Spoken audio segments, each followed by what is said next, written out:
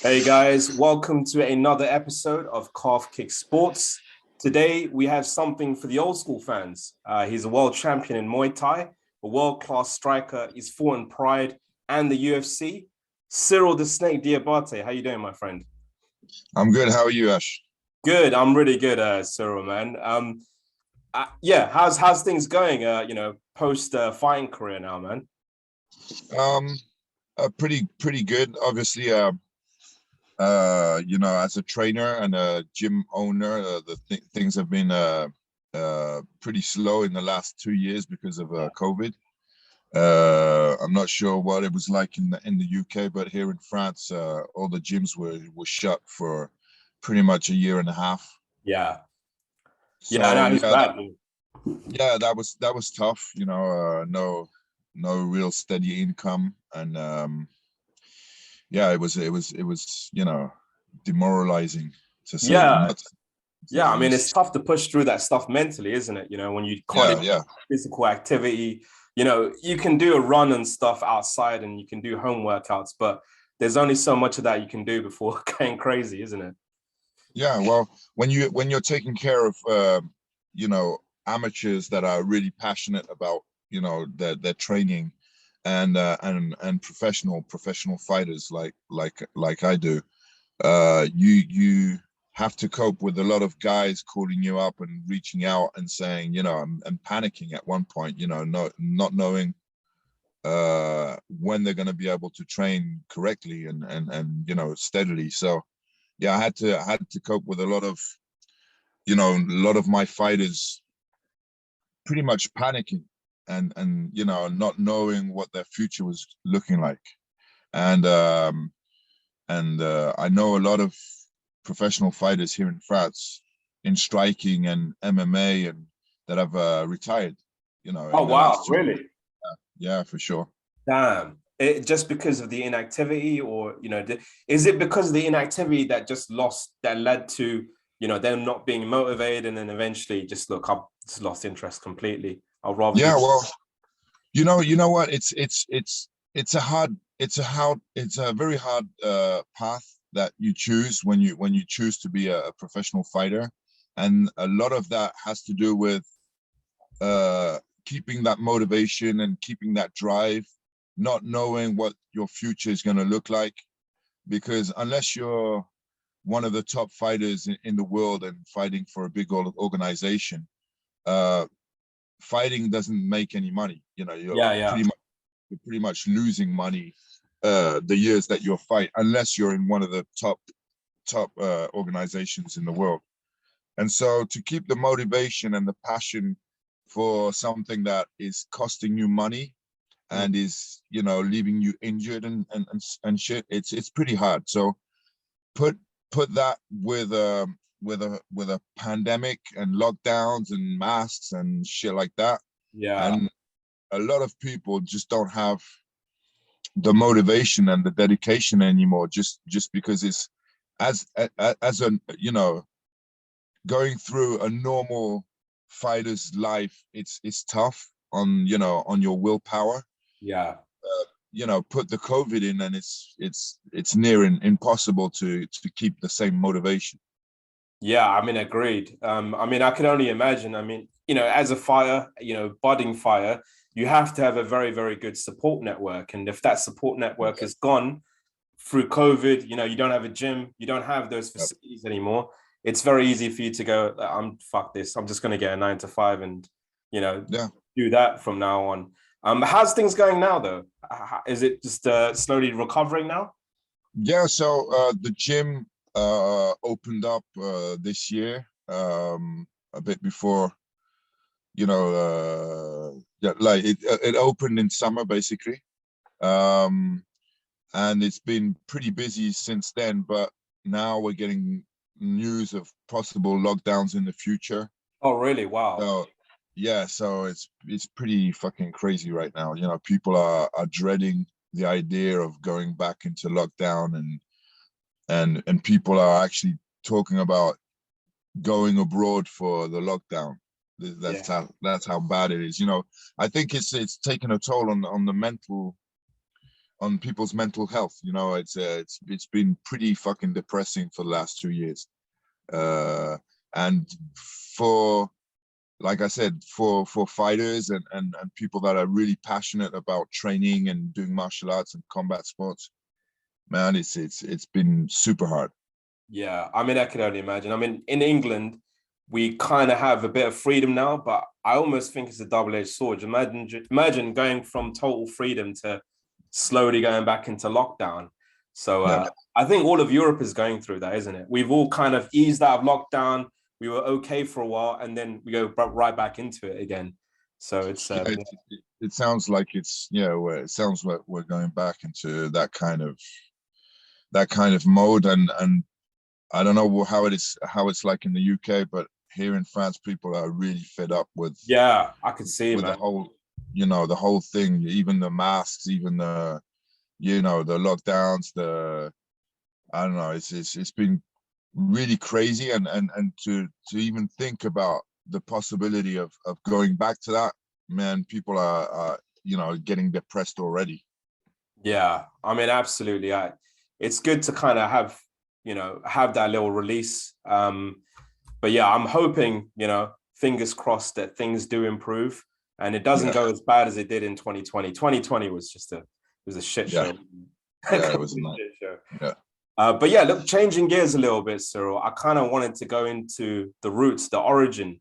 yeah. What made you kind of get into martial arts and pursuing this as a career? Because let's face it, it's not a bog standard career path, is it? No, no, no. Well, like I've talked about it pretty a lot on my blog and on different shows I've been on. I think when you become a professional fighter, pursuing the idea of the dream of becoming a world champion, it has to come from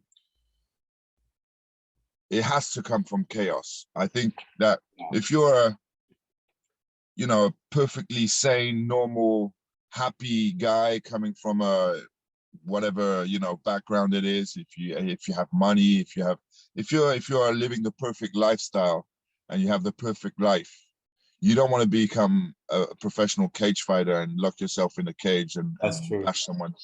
It's got to come from something that is bad that you make good. And if you look at the background of all the top the top champs and the top fighters in MMA and combat sports, they all come from there's something in the background. There's something in the childhood, maybe growing up as a young teenager, or I don't know, but there's something that they're getting a revenge on or healing from, or and for me it was my childhood. I was an orphan. My mother died when I was 14 years old, and she went through long years of illness and everything, and I helped her through that, and I was a witness to her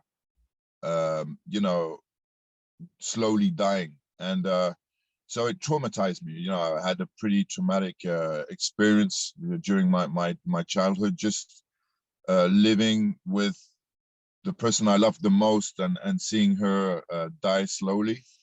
And so, I was full of rage. I was full of anger and frustration, very negative emotions, and it just gave me a drive and a need to express myself and express those feelings. And and as soon as I started combat sports, it was like I found my calling, and I was obsessed with becoming a world champion. So that was when I was 14 years old, no, 18 years old, and so I dove into that passion with with an obsession. I was obsessed by it, and I wanted to become a world champion, and it's like I needed to become a world champion. And so I turned the negative into positive. All those negative emotions and feelings I had, I changed it into determination and motivation and just willpower. And so it helped me. It was like a fuel. It was and everybody that doubted in me helped me as well. All the people that was, even my loved ones. My grandmother that brought me up. She, as soon as I told her I was going to become a world champion, she was like, "Come on, Cyrille, stop being a dream. Stop being a dreamer. There's only a couple of people in the world that are world champions. What are you talking about?" And so those kind of, again, using the negative and turning it into positives, because it fueled my engine like fucking crazy. Amazing. So yeah, like I said, I was obsessed, and I started fighting straight away. I was 18 when I started combat sports. I was 19 when I was a national amateur champion, and then it was steadily going up from there, and I became world champion when I was 24. That's amazing. I mean, would you say, I know it's a cliche because it's been said millions of times before, would you say that pursuing the path of being a fighter and learning about martial arts, would you say it almost kind of saved your life, would you say? Or you know what, it's not a cliche when it's real. It's only a cliche when you're talking about something and making it sound like it's something else. But for me, I can say that it saved my life in the sense that it gave me so much. It gave me a purpose. And I'm pretty sure if I didn't have martial arts, combat sports in my life at that point, I'm pretty sure I would have taken the wrong path. And again, it sounds cliche, but I had a lot of anger to express. I had a lot of rage. I was, before doing combat sports, I was getting into fights pretty easily, and I was a very turbulent young fellow. And as soon as I started fighting, it just calmed me down and gave me a purpose. And so I didn't have energy all the time to get into trouble. I was at the gym every day. The gym owner gave me the key, so I would just go randomly to the gym when it was closed and hit the bags and shit like that. So it gave me purpose for sure. That's awesome, man. I mean, that's what life's about, really, isn't it? If you're going through a tough time, have a purpose in life, a goal, and smash that goal, isn't it? That's what it's about. I wanted to ask you. So I was trying to find out, like, where did the name The Snake come from? Where did that come from?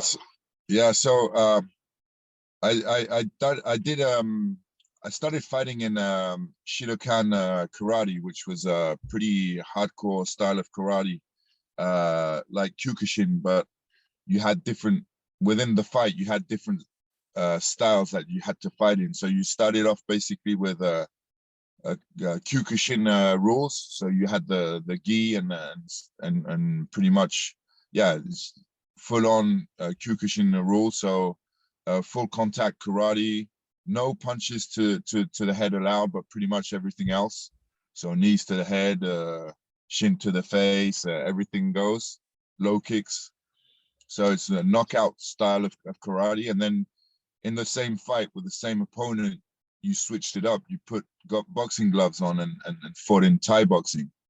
And then for the third style, they took the boxing gloves off and you put MMA gloves on, and you were doing MMA with the same, with the same opponent. So it's pretty fucking hardcore. And they had some at one point they had really big tournaments in around the world where you'd get mainly Kyokushin fighters going in there, but a lot of kickboxers and even the occasional MMA fighter would fight in those styles. So I fought in that. First time was in '97, and I won the world tournament. And and nobody was expecting me to win because I was like, I weighed 90 kilos, and it was basically above 85 kilos, unlimited. So the Oh wow. heavyweights were, yeah. So there was like uh, huge guys in the heavyweights. There was like a guy, I think that weighed 135 kilos. He Jesus, was man. yeah, it was massive. So I was in that bracket. I was in that weight division, and I won the division. Nobody, expected me to be the champ, because I was so lanky and skinny, and everybody thought I was gonna get smashed. So I won that tournament, and my name started going around that circle, that karate style circle. So I was invited. The next year I was invited over to the same tournament. That was the World Cup, and the year after was the World Championship, and I won the World Championships as well. So I did 3 fights and won three fights by knockout. And then the organizers were Japanese, and they invited me to Australia for a big tournament. And the promoter was, he had his little tournament that he was really proud of, and he invited us to dinner at one night, and we're sitting all around the table, all the heavyweights, and he would just give us nicknames and animal themed nicknames. And I was tall and lanky and skinny, and he just called me the Snake, and I kept it. I thought it was good. That's awesome, man. He said you move so well, and you've got a deadly punch. So I'm gonna call you the Snake. So I just kept it. I love that, man. That's a brilliant backstory. There should always be some kind of crazy, well, not crazy, but good backstory to a name. Some people just give themselves names. It's like, I feel like you can't give yourself a name. Yeah. Agreed. That's lame. You know what I mean? It's fucking lame. Yeah. Nobody should be able to give themselves names. Yeah, it's definitely true. But yeah, I mean that I love that story, man. That's brilliant. So I was doing a bit of research, yeah, and rewatching some of your fights as well. Louis Kane won, a few others as well. I thought the Louis Kane was a brilliant debut, one of my favorite debuts ever. And you went through some adversity as well. Like that was that was a great fight. But yeah, I mean, I remember Joe Rogan saying, you actually came in to imitate Anderson Silva. When Dan Henderson was facing him at Team Quest. So we've also had that Sam Alvey come on the show before, and he's worked with Dan Henderson. What's he like as a person? I love Dan Henderson. He's a huge legend. What's it like training with him? So the first time I bumped into Dan was in Tokyo. Actually, I was invited. I was in Japan fighting, and I'd been invited to one of the Pride shows, and I was going out with my buddy, one of my best friends that lives in Tokyo, and he says, yeah, tonight we're going out to a really nice nightclub. There's a bunch of models, and there's good music and good drinks. So we're going out. So we went out, and really nice nightclub in Tokyo, and I see Dan Henderson. I was like, what the fuck is he doing here? So I go up to him. I'm like, hey Dan, how are you? Well, you don't know me, but I'm a big fan of yours. I've watched your career, and I really like your the whole thing, actually. Not just the fighter, but the character. And so we had a couple of drinks, and then that was that. So years go by, and I get a call from one of my very good buddies, Jess Liodin, who's a French fighter that lives in England. That's been living there for a long time. That fought in the UFC and trained at Team Quest. And he calls me and he says, "Hey Cyrille, I might have a job for you. They're looking for southpaw lanky strikers to emulate Anderson Silva, because Hendo is going to be fighting him soon. And I offered your name, and they're flying you. They want to propose and for you an offer and fly you over. I said, yeah, for sure. So they flew me over, and before that, I asked them if they wanted some other strikers. So I brought two of my guys over with me. So we get in on the Sunday. And first training session is on the Monday, and first training session is a sparring session. So That's intense. we get into Team Quest, get into our gear and everything, and then we're just sitting around waiting for the session to start. And then Dan strolls in, and he's straight away, he's like very friendly guy. Comes in, shakes our hands, says, "Oh, you're the French motherfuckers that have been brought in to whack me." And I said, "Yeah, pretty much." And it's just so friendly, so funny, and then we became good friends straight away. So the training sessions were, like, if you've seen Hendo train, you understand, it's not going to be an easy task. And so I did well in the company, in my training sessions, and they were pretty happy with what I brought to the table as a sparring partner, but also as a coach, as a striking coach. So I started going back and forth between my school, Snake Team, and Team Quest for a couple of years. That's awesome, man. That's and it's crazy how he was just called Decision Dan before, wasn't it? Like, before the KOs and stuff. Well, that's what I heard anyway. I don't know if that's actually fact or not. Sorry? He was called Decision Dan because he went into decision so many times before. Yeah. He switched up his style and just started knocking people out. He just discovered that overhand right, and the devastating power he had. Listen, I've trained with a lot of people around the world, and some of the guys that are really big names in the sport, and I've never felt so much power coming from someone like. Yeah, it's crazy, man. I've been around some really big guys, heavyweights that are really strong and everything, but Dan's not a big guy. Dan's a pretty he's 190 normal, or something like that. Not even 200 pounds.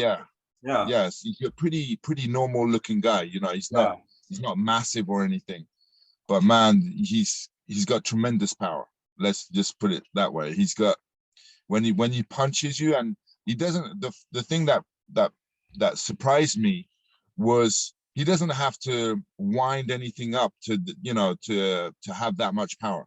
Yeah. Even a small punch from the clinch can knock someone out. Yeah, definitely. And so sparring with him was definitely an eye opener, because just of the power he develops. So it was a very good experience. You know what actually made me surprised the most, about Dan, about his power, when I was watching it, obviously, never felt his power or anything like that, but just looking at it, because I always knew he had KO power, but in the Fedor fight, when he knocked him out cold, I was shocked. Yeah. Because Fedor is a heavyweight, man, and he was Fedor a heavyweight, and he knocked him out cold. I was like, what the fuck, man? Like, this guy's... No, listen, he has the kind of power that weight becomes irrelevant. You can be a heavyweight, you can be whatever you want, you can be I don't know how many kilos.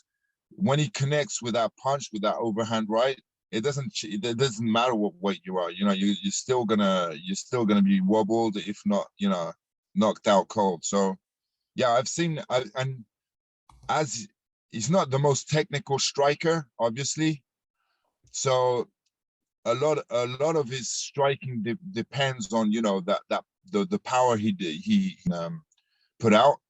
So sparring with him is pretty hardcore, because the fact that in order to win rounds, he has to rely on his power, basically. Damn. So I've seen him knock out a lot of guys in sparring. Jesus, man. That must be scary if you're like, say if you're the next sparring partner for him and you just see him knocking out guys left, right, center. Did that ever intimidate you? Like, you might crack me, man. Like, or something. No, because you know what? As a professional fighter and as a champion, you need those sparring sessions. You need to be, not every day, obviously, but you need those sparring sessions to keep you on your toes, and make sure you're not making the mistakes that you can get away with when someone's like soft punching you in the face. Do you know what I mean? Yeah. So when you have a Dan Henderson punching you in the face, you can't make those mistakes anymore. Do you know what I mean? So I felt like I improved my game sparring with him, because you don't get away with making mistakes. So you're pretty much polishing off your game, and make sure that you don't have those glaring mistakes anymore. Yeah, that makes sense. I mean, it probably makes you very defensively sound as well. Yeah. Well, I think it depends on how you spar. Obviously, some guys that sparred with him were pretty scared, and so nobody was improving their game, basically, because they would spend their time running away. But when you actually commit to actually sparring and going in there to win the round against him, you improve a lot. You improve a lot, just because of the power and the wrestling, and the fact that he's he's hard to take down, and he gets back up pretty easily and shit like that. So yeah, you just improve your game a lot. That's awesome. So leading on to the next question. So I know you and Dan have had a common opponent in Michael Bisping. You fought Michael Bisping in kickboxing. Obviously, different sport. I didn't even know that until like a few days ago when I was like looking through that. Tell me about that, man. How did that happen, and how did that go down? So I think it was in Cage Warriors or something. Yeah. So Cage Warriors was doing MMA event, France versus UK.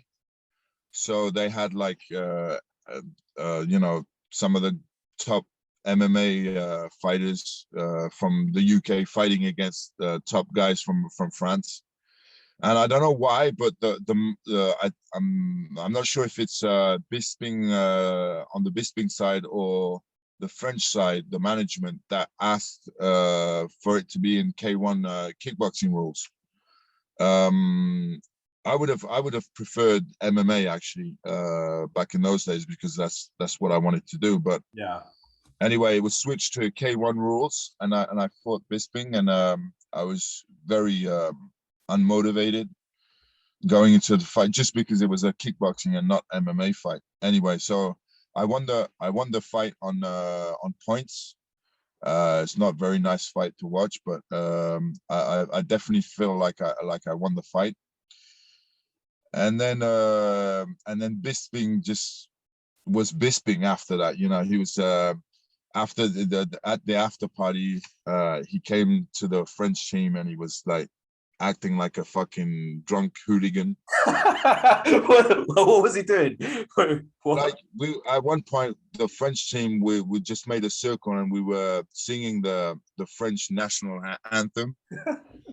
And he came along, and he came into, he was basically stood in the circle, and he was just singing to the top of his lungs.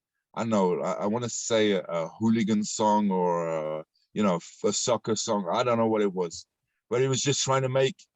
He was a dick, basically. He was being a dick. He was being a Bisping, right? Yeah. And so I was like, what the fuck, man? And he just came towards me, and we were like, I was still singing. And he was singing like face to face with me, like a couple of centimeters away from my face. And we just fought. In a, in a kickboxing fight. I was like, dude, what the fuck are you doing? And it was so fucking, it was awkward. It was an awkward moment. And so, so after that, I used to be pretty busy on the Sherdog forum, you know, at that point. And then I saw a thread come up where Bisping was saying that he was he'd beaten me in that kickboxing fight, and that what was he saying? I don't know. Anyway, yeah, he was robbed, and he doesn't know why he was robbed, because he'd definitely beaten me in that kickboxing fight. So me and him were just going back and forth on the Sherdog forum, and everybody was going wild. It's pretty funny. And That then forum was so pretty crazy back then, isn't it? It was so interactive. yeah. And then a couple of years go by, and I'm going back and forth with Team Quest, and Dan is scheduled to be one of the captains on the Ultimate Fighter show. Yeah. And so he asked me if I want to be a striking coach on the show. And so I accept, obviously, and he's facing the UK team, and Bisping is the captain of the team, the coach of the team. So yeah, I go back there, and so Bisping is already being a dick to Dan, because he's gonna be his next opponent, right? And then I'm in there, and we've already had our shit together. And it was just fucking, yeah, him being a dick to everybody, basically. And then yeah, it was just interactions, and him throwing water at guys, Yeah, and I remember insult that season, man. yeah, and insulting the fighters, insulting us and everything, and it was just, yeah. Don't you And find it then crazy that he, before, if people remember Bisping in 2006 or 7, even a little bit before that, he was a bit of a heel character, wasn't he? And now, yeah, all of a sudden, like, everyone universally loves Bisping, like, out of the MMA fans. I call it the post McGregor era. Everyone loves Bisping. But before that, he was universally, I mean, I'm sure you remember the Jorge Rivera incident where he spat at the corner yeah, and all this yeah. stuff. He's matured a lot, man, it seems. Yeah. You know what? I have nothing today. I have nothing. I used to hate his guts, but today I have nothing but admiration for him, because one, he's had a fucking fantastic career, Yeah. and he's not he's not a great fighter, because he's not great at anything, really. He's just very, very solid in pretty much every aspect of the game. He's got a fucking great determination. Yeah, that's what it is. The mind. Yeah. Yes, yeah, and willpower, and he just it was just his career was a grind, and he just fucking made it. And he's a very popular character, because what I like about him is he speaks his mind. He's not one of those characters that, one of those fighters that says things to please people. He just, speaks his mind, speaks it how he thinks, and I like that about him. Yeah. I So mean, I've actually changed my opinion about him pretty much. I didn't Even like Bisping before either, man. I'm from the UK. I okay, actually only started becoming a fan with him over the last few years. Like yeah, before he became, I think it was a year and a half before he became champion. It was like, he's actually become a little nicer. And then leading up into the Rockhold rematch, I was like, man, I hope he wins, man. I hope he somehow knocks out. I hope he knocks out Luke Rockhold, and he actually did. I went fucking crazy, man. I couldn't believe it. yeah. No, he's Yeah. definitely had some good wins in his UFC career. And yeah, I've been rooting for him for a while now. But as I said, I was definitely not one of his biggest fans. And so at the end, I think, yeah, after the last episode of shooting the Ultimate Fighter, Dana takes us to one of the biggest strip clubs in Vegas. Nice. So we go for dinner. So all the set, right? All the set goes. The two teams that are still left. and we go to dinner and then a strip club.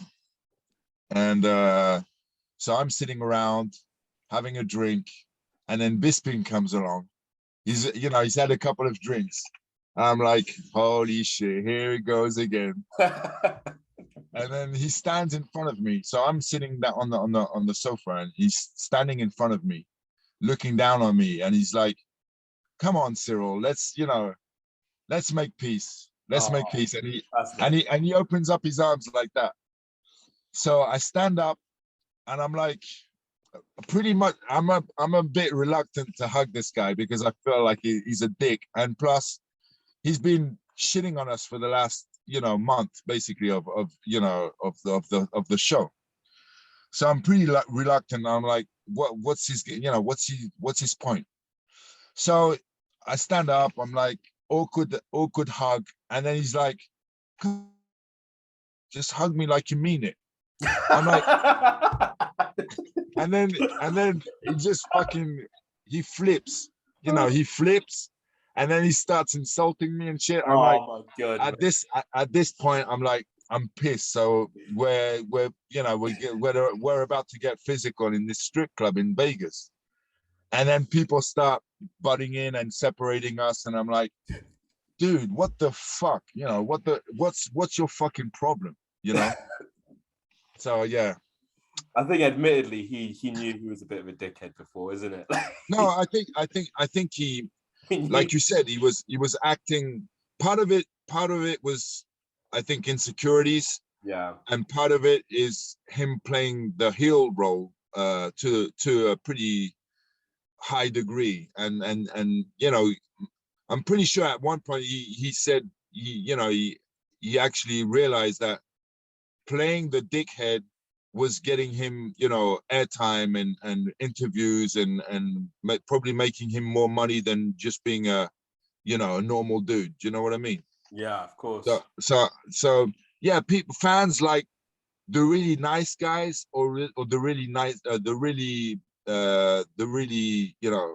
bad guys. And if you're in the middle, they can't be bothered. They're like, oh yeah, oh, well, whatever. Yeah, I agree. So that leads me to another question, actually. So what's your thoughts on the current state of MMA? Because before, you had a lot less shit talking, I feel, like, pre the McGregor era, because that's how I kind of, categorize the eras of, well, there's loads of other eras, but before the McGregor era, you have a lot less shit talking. I mean, you yourself, you're a really nice guy. Before every fight, you'd actually go to the fighter and shake their hand, which I thought was brilliant.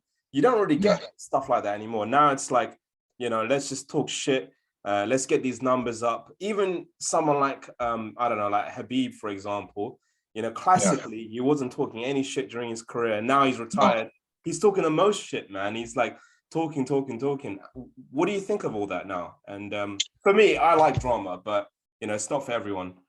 Yeah, I feel like when I was fighting, I didn't see the point. I thought it was. I always thought it was. It was either fake or coming from insecurities. And now I understand the point. Now I understand that if you're a professional fighter and you want to make money, you can't be a normal dude. Like I just said, you need to be a character. You need to stand out. You need to be unique.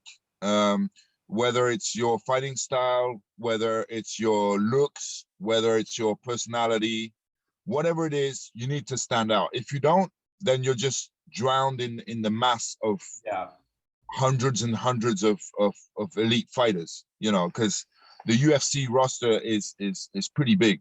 And so if you want to stand out, you need to make sure that you do it. If you need to call out opponents in a certain fashion, if you need to be a dick, if you need to be a super nice but yet deadly striker or grappler or whatever it is, but you need to stand out. You can't just go in there and expect your your results to get you the most fans. I mean, a very good example is Kobe and what happened with his career, you know, or Masvidal, or all those guys that were pretty under the radar, and then as soon as they became a character, boom, they became fan favorites, you know. So obviously, another example is the Diaz brothers.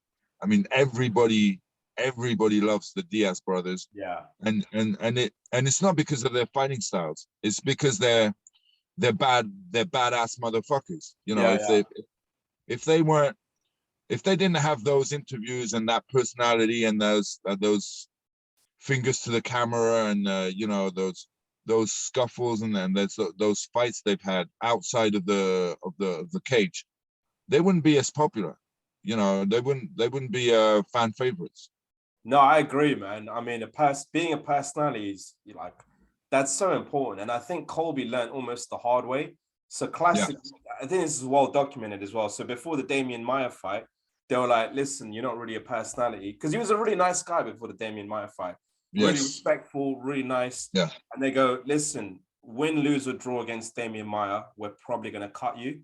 And then that's when he cut that promo about, you know, Brazil's are full of filthy animals and all this stuff. And that's you know, so who can you really blame? Can you blame the UFC or can you blame Colby? I mean, it's the UFC that created that guy, isn't it? Like I now today to my fighters.